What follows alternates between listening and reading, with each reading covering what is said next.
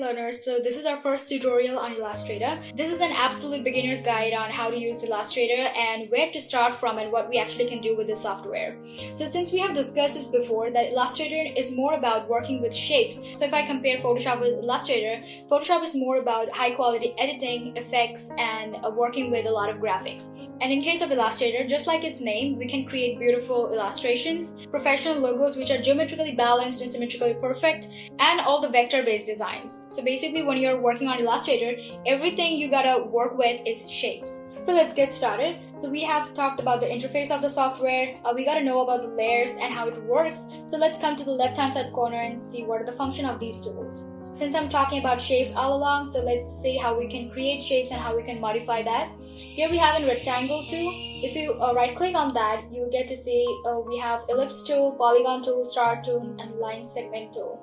So let's take this ellipse tool and create a circle. If I hold shift, we will get a perfect circle. And if I leave the shift button, it will be modified like this. You can however modify this. I'm keeping a shape like this. And let's see what else we can do. If you want to copy this shape, you need to go to edit and then copy and then go to edit again and then paste it. You'll get exact copy here. Now if I zoom in and see the alignment, it might be wrong, but in Illustrator we have a facility like it gives you intersection points. So basically there's an advantage. Illustrator helps you to understand that whether that's symmetrical or not, whether that's balanced or not. So you will get a proper message that whether it's intersected or not. If you don't want to make it aligned, you want to place it randomly, you can do it. But in case if you want perfect balance and symmetry, Illustrator will guide you to balance the shapes. There is also an advantage on Illustrator. When you select all the shapes, no matter how many shapes you can have 1,000 shapes, but it will always show you the intersection portions. So let's say for example I have 15 circles over here. It will show you every single intersection part that will help you to create another shape. If I just notice this particular thing, whatever we have created so far, I can see a lot of shapes here. We have two circles. We have an intersection portion which also creates a shape. We have other shapes too. For example, like this is also a shape. So how many shapes we have here? 1, 2, 3, 4, 5, 6, 7, 8, 9. But these are not defined, so I'm not like counting that. So basically we have 3 shapes. But identifying shapes are really important, so I just counted all together. Now let's see what else feature we have. If I select this circle, you will get 4 main anchor points and 1 anchor point on the outside. If I zoom in, now if you keep your cursor a little closer to this point, you'll be able to see an icon like this. This is for rotation. You can rotate this circle like this. You can rotate it however you want. You have to select it and you can easily rotate it. We also have a separate tool for rotation over here. I hope you can see this circular arrow. It says the rotate tool. You can also do it by using this tool, but this is another way to do this. Now if I select this circle again and hold this point, and if you drag it, it will make a half circle like this. It will also give you every single information like the angle settings, the end line and the pi angle and everything you need. So if you want to make it 90 degree, you can do it. For 180 degree, you can do it. And if you leave this button, it will create automatically a shape. So this is how you can create a segment of circle. Whatever shape you want to do it with the circle, you have that full access over here. So close it and let's see what else we can do.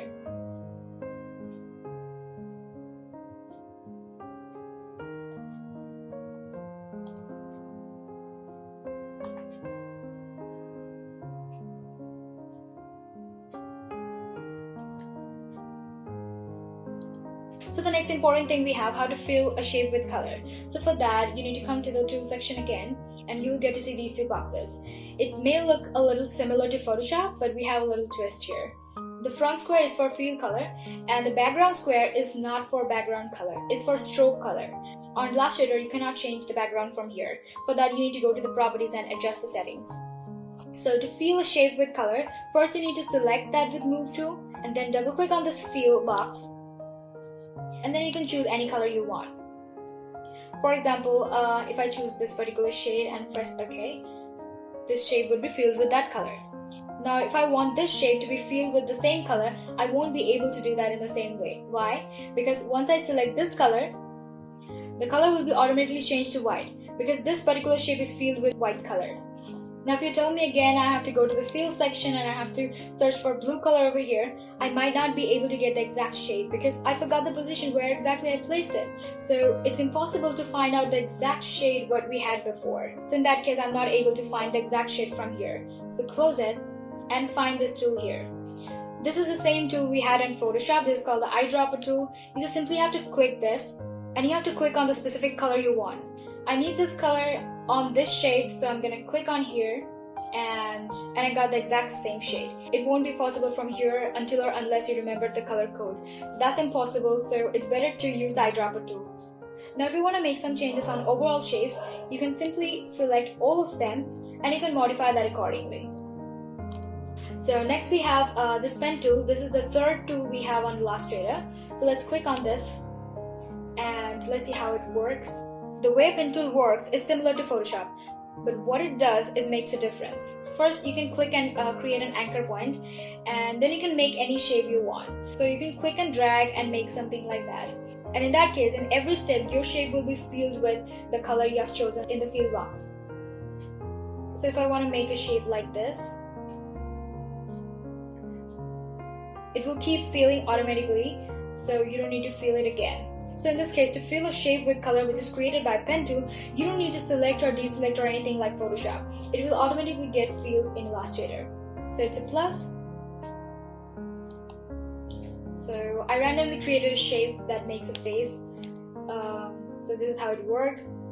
So now if you notice, we have a black stroke over here. If I want to remove it, simply select this first and then go to the stroke section and make it none. So it will be removed automatically. Look, we don't have a stroke anymore. So it's kind of work like this. Now we have this tool called Type tool. It's similar to Photoshop and it's nothing fancy here. If you just click on it, you can just, create some text over here.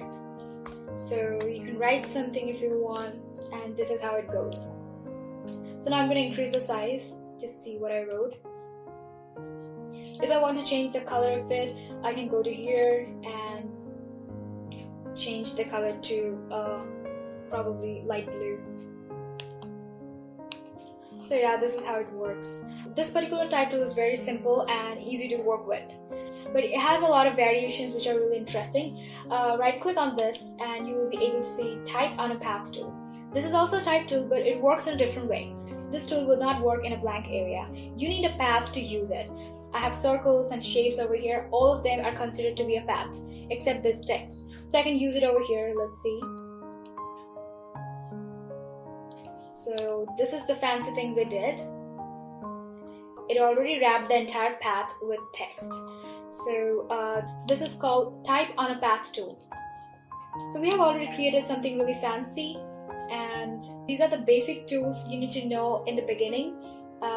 However, we have a lot of tools over here. We have a width tool, we have a curvature tool, and a lot more. But the tools that I've showed you in this tutorial are enough for beginners.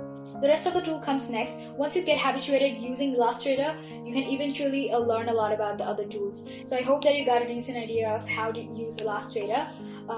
You can use some of the tools that I've shown you and create some good graphics. I would love to see your designs. So just try this out and I hope you will enjoy it.